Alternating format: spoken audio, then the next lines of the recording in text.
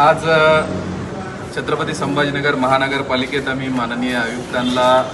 MIMच्या एका नगरसेवकाचं नगरसेवकपद रद्द करण्याचा आत्ता निवेदन सगळ्या नगरसेवकांनी आम्ही दिलेलं आहे। त्याच्यामध्ये मेराज खान जलील खान नावाचे MIMचे नगरसेवक हे प्रभाग 6 मधून निवडून आलेले होते आणि त्यांनी हे निवडणुकीला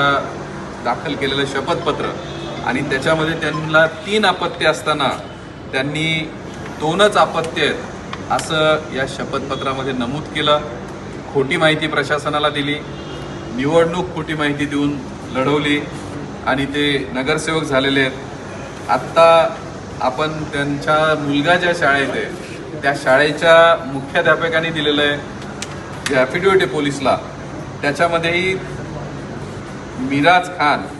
हा अहमद नावाचा जो 3रा अपत्य त्यांचा आहे हे मिराज खान आणि त्याची आई त्यांचंच नाव याच्यामध्ये निलोफर हे आहे। हे मूळ प्रमाणपत्र महानगरपालिकेचं आहे, हे हस्तगत झालेलं आहे। मधलं जे आपला नोंद असते जनरल रजिस्टरचा उतारा त्याच्यामध्ये पण वडील अहमदचे वडील जे ते मिराज खान आणि आई निलोफर असल्याचे दस्तऐवज हे उपलब्ध आहेत, परंतु मिराज खान यांनी हे खोटं सर्टिफिकेट हे तयार केलं,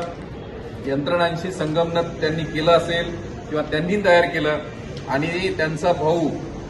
अहमद नावाचा मुलाचे वडील यामध्ये मिनाज खान असे दाखवलेत। आईचं नाव त्यांची भावाची बायको अफरा खान ही आई दाखवलेली आहे आणि हे खोटं प्रमाणपत्र त्या म्हणजे आपला मुलगा भावाचा मुलगा दाखवला, 2च अपत्य शपथपत्रात दाखवले आणि ते त्यांनी नगरसेवक पदाची निवडणूक लढवली। तर हे जे MIMचं कृत्य आहे, आपण आज पाहिलं असेल की महानगरपालिकेने अतिशय पारदर्शक कारवाई करत मतीन खान नावाचा म्हणजे ज्या नाशिक धर्मांतर प्रकरणामध्ये निदा खानला आश्रय देणारा हा नगरसेवक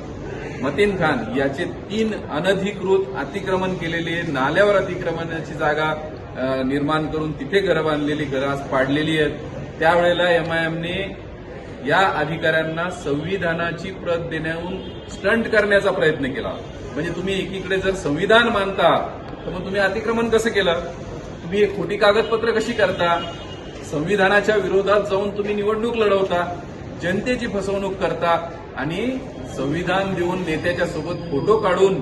जनतेची दिशाभूल करण्याचा जो प्रयत्न MIM करतंय, तर अशा अनेक नगरसेवकांचे खोटी कागदपत्र, अतिक्रमित घरं ही सगळी आहेत।